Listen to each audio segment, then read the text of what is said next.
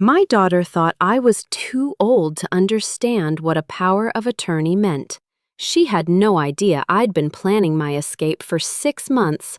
When 68-year-old Evelyn discovered her children were secretly meeting with lawyers about declaring her mentally incompetent, she didn't get angry. She got strategic. The house they thought they'd inherit, the savings account they'd been eyeing, by the time they realized what happened, Evelyn was living in a beachfront condo 800 miles away, and they were left with nothing but legal bills. How did a retired teacher outmaneuver 2 adult children who thought they were smarter than their confused mother? Before we dive in, let me know in the comments what time it is where you're listening, and hit that subscribe button for more stories of silent revenge. My name is Evelyn Hartwell. I'm 68 years old, and that Wednesday dinner in my dining room should have been routine. Instead, it was the moment I realized my own children were plotting against me. My son Bryce sat across from me, picking at his meatloaf like he'd done as a teenager. 42 years old, still lived in my basement, still couldn't hold a job for more than 8 months. My daughter Candace sat beside him, her real estate license gleaming in her purse, her eyes scanning my kitchen like she was already calculating square footage. "Mom, we need to talk about your future. Living alone in this big house isn't safe anymore." I'd lived in this house for 37 years, raised 2 children here, buried my husband from the front parlor. Every mortgage payment came from my teacher's salary, every repair from my careful budgeting. But suddenly, at 68, I was too fragile to manage my own home. "I'm managing just fine," I said, cutting my meatloaf into neat squares the way I'd taught them to do decades ago. "Mom, you forgot to pay the electric bill last month." That was a lie. I'd always paid bills early, kept meticulous records in the same checkbook I'd used for 20 years, realizing, but Bryce had been intercepting my mail for weeks, I'd discovered, returning pieces to sender, claiming I'd moved or was incompetent, patronizing.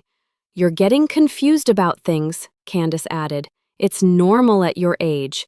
That's why Bryce and I think it's time to consider assisted living." I set down my fork and looked at my children. Really looked at them. David, who'd borrowed $8,000 from me last year for a business opportunity that turned out to be sports betting. Lisa, who'd been asking increasingly specific questions about my will and insurance policies. This wasn't concern. This was reconnaissance. "What kind of assisted living?" I asked calmly. Lisa brightened, pulling out a glossy brochure. Sunset Manor has beautiful facilities, 3 meals a day, medication management, social activities. You wouldn't have to worry about anything. I flipped through the brochure. Shared rooms, scheduled activities, visiting hours. A prison disguised as a retirement community, costing $4,500 per month. Exactly enough to drain my savings within 3 years. "And what happens to the house?" I asked. David and Lisa exchanged a look. They'd practiced this conversation. "Well," Lisa said carefully, "we'd need to sell it to pay for your care. But don't worry about the details. David and I will handle everything." There it was. The house I'd owned, free and clear, worth $340,000 in today's market, would be sold to fund a facility I didn't need. The profits would disappear into care costs and management fees, conveniently controlled by my loving children. "I'll think about it," I said. Condescending, David leaned forward. "Mom, thinking too much is part of the problem. Sometimes you need to let other people make decisions for you." That night, I didn't sleep.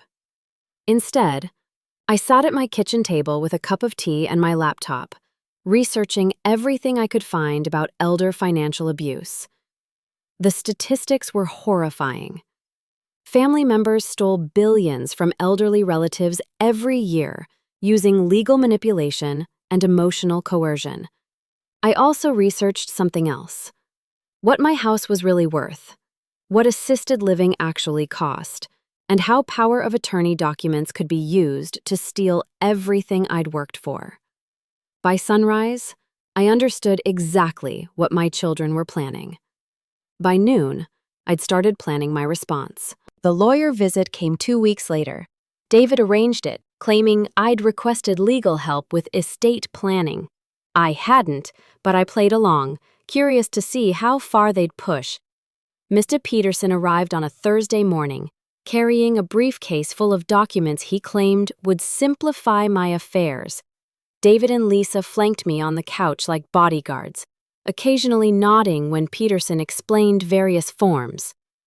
This durable power of attorney gives your children authority to manage your finances if you become unable to do so, Peterson said, sliding papers across my coffee table. It's really just a precaution. I read carefully.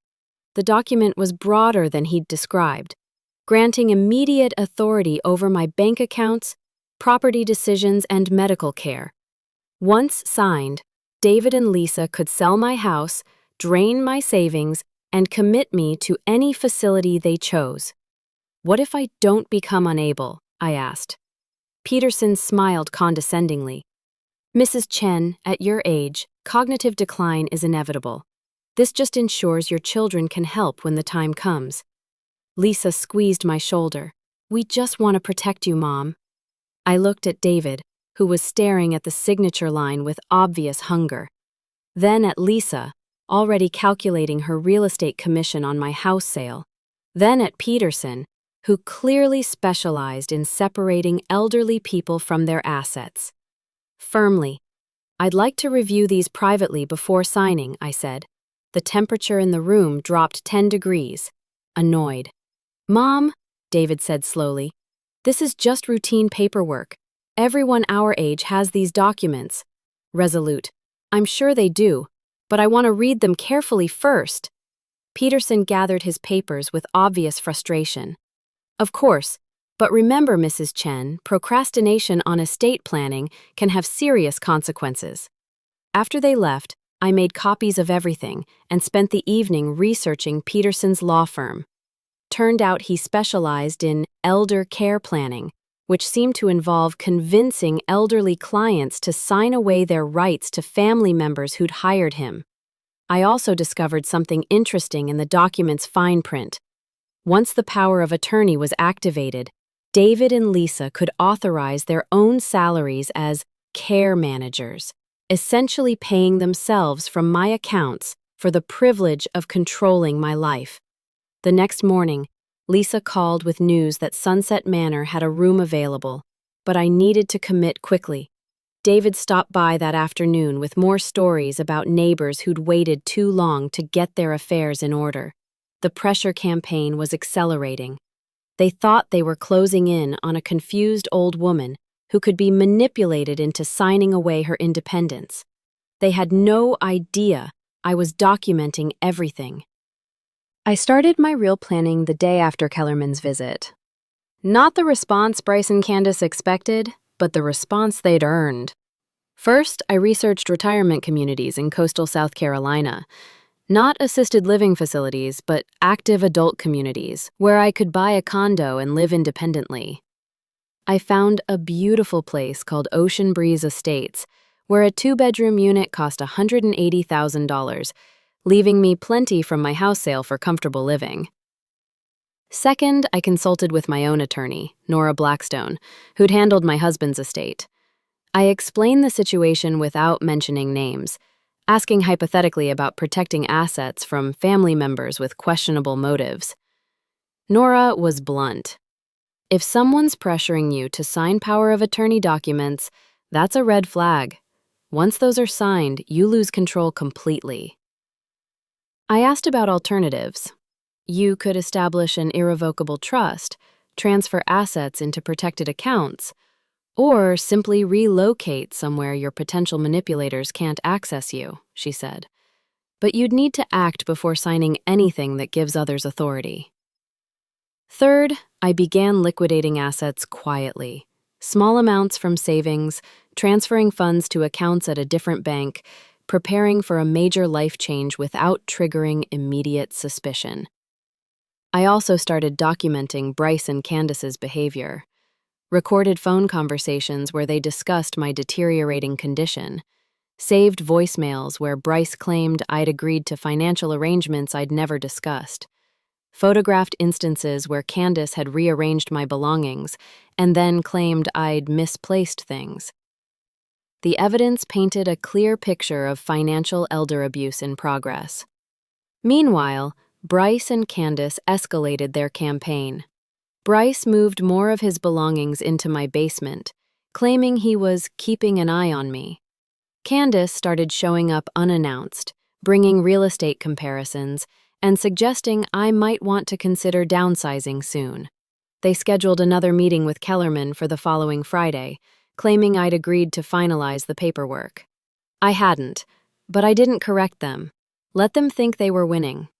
By Thursday night, I'd transferred $200,000 to my new accounts, put my house on the market with a different real estate agency, and purchased my South Carolina condo sight unseen.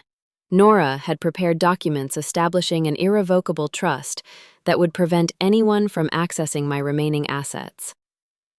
Friday morning, instead of meeting with Kellerman, I drove to the coast to see my new home. Ocean Breeze Estates was everything the photos had promised. Clean beaches, friendly neighbors, a community center with activities I actually wanted to join. I signed the final paperwork sitting on my future balcony, watching dolphins play in the surf. My phone buzzed constantly, Bryce wondering where I was for the lawyer meeting, Candace demanding to know why I wasn't answering, Kellerman threatening legal action for wasting his time. I ignored them all. Saturday morning, I returned to find Bryce and Candace waiting in my driveway, faces flushed with anger and confusion. "Where were you yesterday?" Bryce demanded. "Taking care of business," I said, walking past them to my front door. Candace grabbed my arm. "Mom, you missed an important meeting. We rescheduled for Monday, but you can't keep avoiding this." I pulled free and turned to face them both. "I'm not avoiding anything. I'm just not participating in your plan to steal my house and my independence."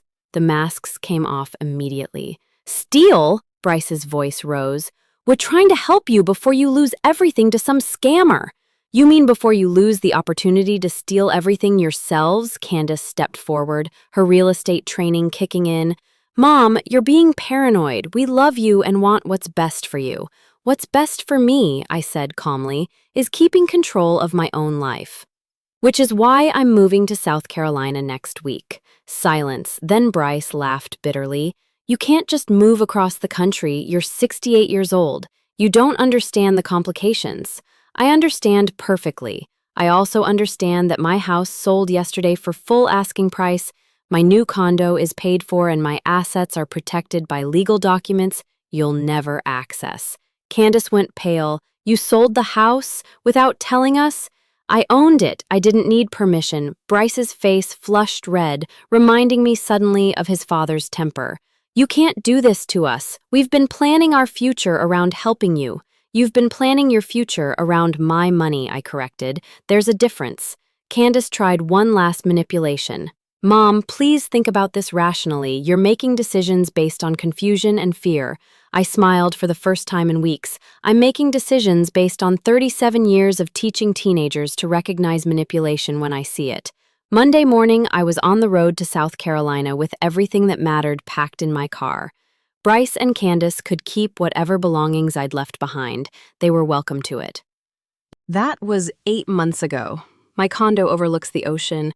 My neighbors are genuinely friendly, and I wake up every morning grateful for the sound of waves instead of manipulative children. Bryce tried calling for the first month, alternating between threats and apologies.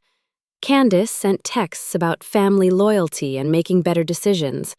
I blocked them both after they started contacting my old neighbors, claiming I'd had a mental breakdown and needed to be located for my own safety. Nora had anticipated this. The trust documents included provisions protecting my location privacy and establishing my mental competency through independent medical evaluation. Bryce and Candace's claims of concern were documented as potential elder abuse, creating legal protection if they escalated. I joined the community garden club, started volunteering at the local library, and discovered I actually enjoyed retirement when I controlled my own schedule. Some evenings, I sit on my balcony with a glass of wine, watching the sunset paint the ocean gold, grateful for the courage to choose freedom over family manipulation. The house they thought they'd inherit bought me independence instead.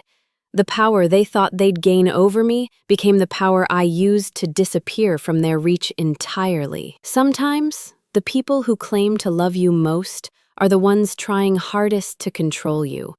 And sometimes, the best revenge is simply refusing to be controlled. If this story reminds you that age doesn't equal helplessness and family doesn't equal ownership, then maybe you understand what I learned.